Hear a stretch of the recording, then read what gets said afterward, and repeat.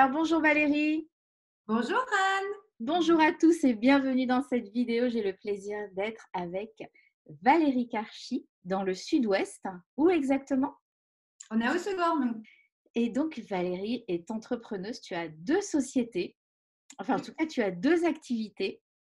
oui. Alors on va peut-être parler de la première qui est Mosquito, ta boîte d'événementiel. Ouais. Avec la crise là, comment ça se passe pour toi? Bah, écoute, nous, pour l'instant, ça se passe bien parce qu'en fait, nous, on a le plus gros de l'activité qui est sur la fin d'année, sur les fêtes de fin d'année exactement pour les grosses boîtes, les grosses entreprises. Donc, tout ce qui est arbre de Noël, soirée du personnel, lancement de produits, etc. On a quelques trucs là au printemps, mais on a pas mal réduit l'activité sur cette partie-là, justement, et sur l'été depuis 3 ans. Donc, nous, on est vraiment sur la fin d'année. Donc, on était à fond là, premier trimestre pour. On signe en fait tous les événements au premier trimestre à peu près pour dans 6-8 mois en fait. Et donc là, on est vraiment sur une partie très bureau. Ok. Donc, le plus gros de ton activité, c'est plutôt en hiver et au printemps, c'est tranquille, quoi. Voilà, Donc, avant, sur le printemps, tout ça, été, le printemps, on avait tous les lancements de collections pour les grosses marques qu'on avait avec des défilés de mode, des shows dansés, etc. Donc là, on en fait pratiquement plus parce qu'on a vraiment réorienté l'activité sur des choses beaucoup plus bien-être, etc. Donc j'ai connu un chaos en plus il y a 5 ans. Donc tu vois, j'ai remodelé des choses, si tu veux, depuis 2-3 ans. ouais. Pallier à certaines choses. Et finalement, avec ce qui arrive aujourd'hui, moi, ça fait beaucoup de résonance pour le coup, parce que ça montre que les décisions que j'ai prises il y a quelques années, finalement, sont peut-être pas plus mal. Ouais. Alors, tu nous mets l'eau à la bouche. Tu peux nous en dire un petit peu plus sur la crise personnelle que tu as passée et puis ce que tu as transformé. Moi, j'ai vécu un chaos il y a 5 ans. Ce que la plupart des personnes vivent actuellement, ce qu'ils ressentent, les peurs qui en ressortent, vraiment, moi, j'aime le mot chaos parce que, tu vois, je cherchais la définition justement pour la mettre dans mon article.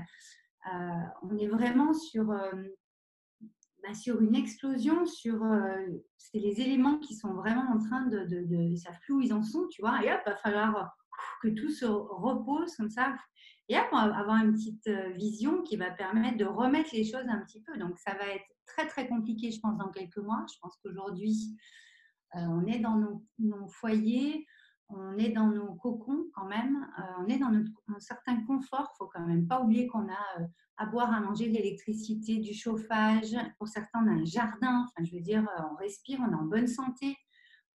Regardons l'essentiel, s'il vous plaît.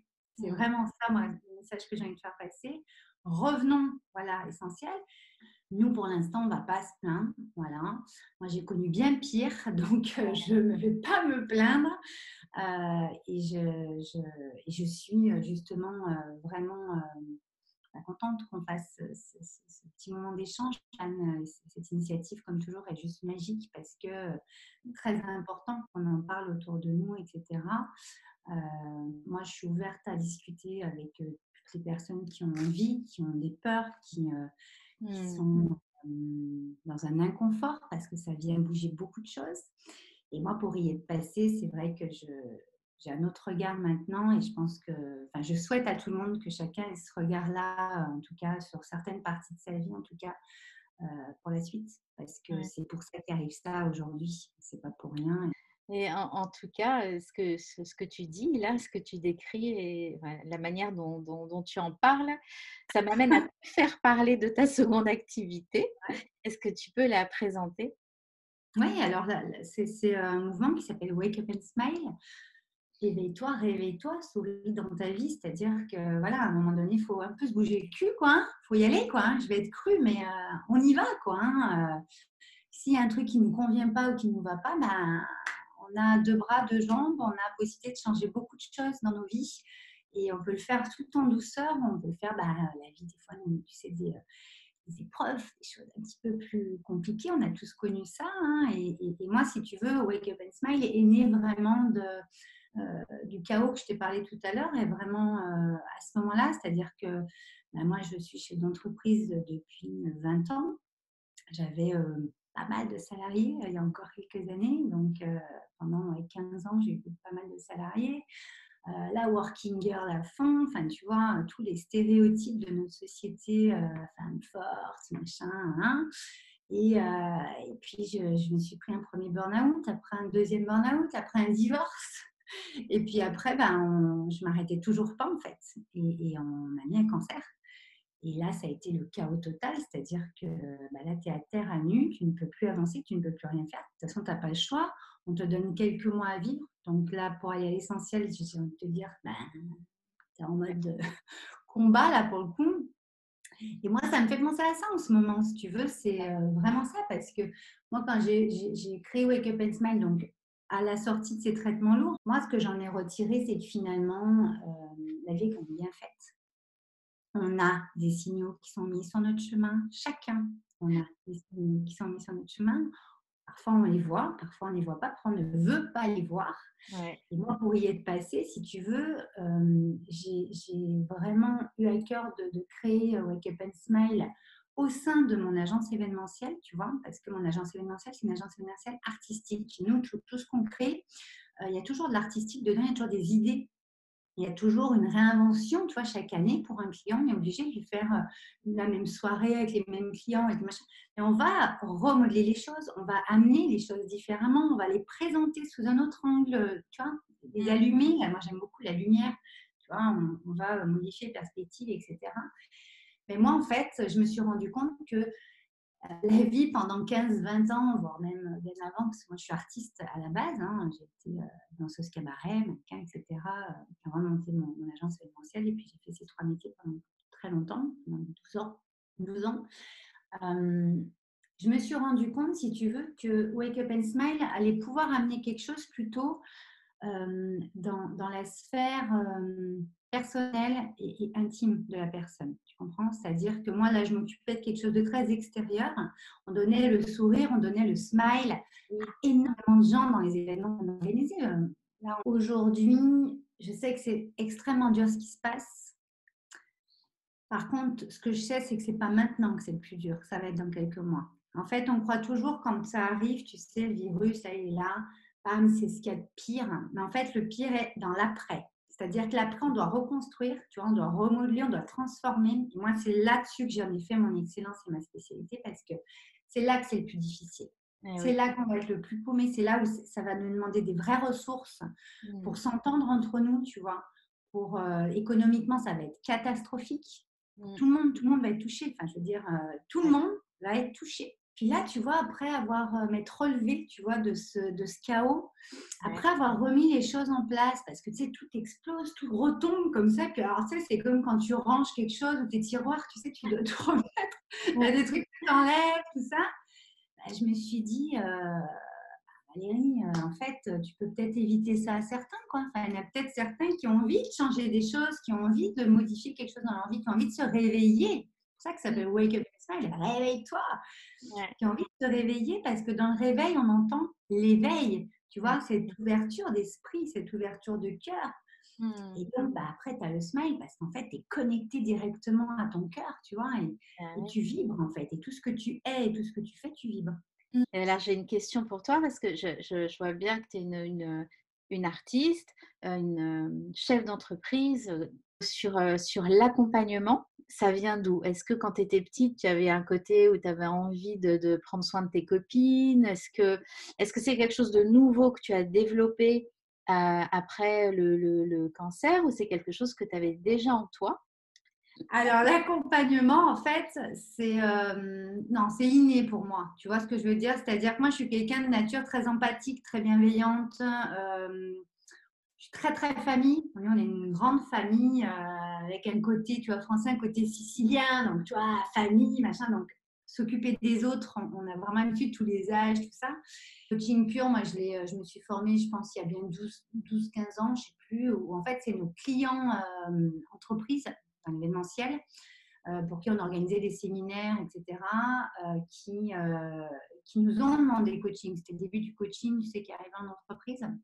Et en fait, moi, je suis passionnée par l'humain, donc je me suis dit, bah, je ne vais pas prendre non plus plein de coachs. Moi, je vais me former parce que moi, j'ai envie d'y aller. Donc, j'y allais avec d'autres coachs, bien sûr, mais j'étais fascinée par le coaching. Le coaching, moi, ce qui m'a plu, c'est que tu mets en mouvement la personne. Tu vois. C'était marrant parce que j'avais pas fait gaffe, si tu veux, qu'avec tous les salariés que j'avais, que ce soit des artistes, traiteurs, salles, enfin, j'avais en fait de tout en termes d'être humain, si tu veux, il y avait mais vraiment de tout, tous les types de personnalités. Et en fait, moi, c'est quand on m'a arrêté, tu vois, avec ce cancer, que je me suis rendu compte qu'en fait, mais j'étais constamment en train d'accompagner, en fait. Tu es maman d'un petit garçon.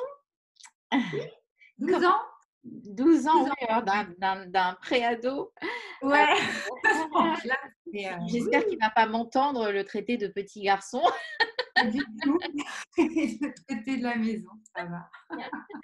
Alors, comment ça se passe le confinement avec lui? Est-ce que tu Ben, fais nous, l'école à la maison? ça va. Moi, j'ai un petit garçon qui est comme ses parents, qui est assez indépendant. Notre organisation de la journée ne change pas énorme. C'est juste que lui, si tu veux, tout de suite, tu sais, il y a eu les devoirs, tu sais, de donner, tout ça. Donc, ses profs au collège, là, nickel, on donne des trucs et tout. Et tout de suite, tu vois, mon fils, par exemple, il m'a dit, bah, maman, moi, ce que j'aimerais faire, tu vois, organiser. Moi, j'aimerais en fait continuer de suivre mon emploi du temps de tous les jours, tu vois. Donc, je sais pas, tu as maths le matin, français, et puis l'après-midi, histoire géo, anglais, par exemple, tu vois. Et il me dit, moi, j'aimerais juste faire mes devoirs un petit peu tous les jours en fonction des matières que j'avais chaque jour. Pendant ce temps, je fais mes trucs, là, je bosse, machin. Et puis après, on a toujours un temps on essaie d'aller dans le jardin parce qu'on a un beau jardin, profitons-en. Donc, tu vois, on mange dehors, là, on a très beau temps pour l'instant. Et on a un petit vent frais, là, depuis ce Oui. matin. J'arrivais, je ne sais pas toi. Ah, et pareil, ici, ce matin, il faisait froid. Ah ouais, voilà. Oui. Et mais sinon, tu vois, on était quand même pas mal dehors, voilà. Et en fait, moi, d'entrée de jeu à mon fils, tu vois, bon, ça a été, il est rentré le vendredi. Je crois qu'on l'a su jeudi ou le vendredi, non Macron, il a annoncé, je sais plus, jeudi ou vendredi. Ouais. Et tout de suite, mon fils, oh là là, mais il faut que je fasse les devoirs. Je dis, alors, tu sais quoi, on va se calmer. Là, c'est qu'en fait, il n'y a plus d'horaire, il n'y a plus rien. Donc, je veux te dire, tu as quand même 5 minutes pour faire tes devoirs. Donc, je lui dis, là, prends quelques jours à ton rythme, mon fils. Prenons quelques jours à notre rythme. Tu vois, puis en fait, tout de suite, on a baissé le truc, la pression tout de suite. Ouais. Tu vois, là, on a pris notre petit rythme tranquillou et c'est vrai que là, on passe des moments ensemble. Alors, nous, on a fait le choix de ne pas sortir dans le quartier parce qu'on estime qu'on a un jardin, donc Bien sûr. on peut exagérer. Mm. Euh, voilà, on fait des jeux. Lui, après, il a ses lectures. Il regarde ses petites séries aussi, il aime bien, Netflix, machin. J'ai une petite question par rapport à Radio Médecine Douce, puisque tu es Oui, chroniqueuse, tu as une émission sur Radio Médecine Douce. oui. Est-ce que depuis le confinement, est-ce qu'il y a eu plus d'audience? Est-ce que tu sais si les émissions sont plus regardées que d'habitude? Les podcasts, ouais, sont plus écoutés automatiquement parce qu'en fait, les personnes, tu vois, vont l'écouter. Tu peux l'écouter quand tu veux, un podcast. Enfin, tu mets Bien tes sûr. écouteurs, tu es en train de faire un truc. Bon, il faut que tu sois tout seul, bien sûr. Tu es couché, tu fais ton ménage, tu fais ce que tu veux, tu mets ta station dans la maison, tout le monde écoute l'émission. Donc, oui, nous, si tu veux, on a vraiment fait la programmation. En fonction aussi de ce qui se passe, mais pas que, parce qu'en fait, on a une programmation qui est quand même assez riche chaque Ouais. semaine. Moi, justement, j'étais à Paris il y a encore 3 semaines, où j'ai pu enregistrer quelques émissions, en plus, qui seront en exclu ou quoi, là, celle de jeudi à 17h, par exemple, de demain à 17h. Jeudi 26, on va préciser, celle du jeudi 26 à 17h. Jeudi 26 à 17h, par exemple, on l'a enregistré il y a 3 semaines parce que j'ai eu le plaisir d'enregistrer une exclusivité avec Géraldine Prévogigan qui sort son nouvel ouvrage, Odile Jacob, La force de la rencontre. Mm. Super ouvrage d'ailleurs. Qu'est-ce Ouais. que nous amène les rencontres dans nos vies. Et, Ouais. et là, à 17h, on va diffuser. Donc, celle-là, elle a été diffusée la semaine dernière. Elle est donc dans l'onglet podcast sur radiomédecinenews.com. Et là, on va diffuser une qui est sur le grand amour, se préparer à la rencontre. Je trouvais ça intéressant parce que, bah, pareil que un peu ce qui arrive aujourd'hui, c'est que on vit une époque spéciale et il y a pas mal de gens célibataires, etc. Mmh. Et justement, je trouve que c'est intéressant de se poser certaines questions quand on est célibataire ou quand on vit cette expérience-là. C'est une vraie expérience, c'est une aventure aussi. L'émission s'appelle Réveille-toi, l'émission qui reconnecte à l'essentiel. Donc, on est un peu en plein dedans. Oui, On voit ce qui se vraiment, passe. quoi. Mais en fait, je me dis qu'en te parlant, je me le dis depuis plusieurs jours, mais là, en te parlant, je vois quand même que Wake Up and Smile, tu vois, le beau message du nom que j'ai eu en 2017 pour ce mouvement-là, pour cette marque-là, ce concept, c'était vraiment d'actualité pour ce qui allait arriver, quoi. Mais De toute oui. façon, notre nouveau monde doit être mis en place. Donc, Ouais, Wake Up and Smile, je pense on est mais en oui. plein dedans là. Nouveau monde, nouvelle personne, en tout cas se Ouais, connecter avec sa nature, sa vraie nature. c'est ça. Hein. Le réveil, c'est qu'en fait, tu vas aller transformer, tu vas avoir le courage d'aller transformer ou d'aller déjà voir des choses en toi pour les transformer, tu vois. Moi, Ouais, j'ai monté à l'issue de ce chaos que j'ai vécu, tout un programme là-dessus, programme Smile qui est en ligne d'ailleurs, je suis de n'importe où, partout dans le monde des gens, parce qu'en fait, si on ne va pas voir, eh ben, malheureusement, il ne se passe pas grand-chose, quoi. oui, c'est ça. Donc, on ne peut pas contribuer à voir sourire le monde si on ne s'occupe pas d'abord de nous, en fait. Mais en tout cas, je prends vraiment ça.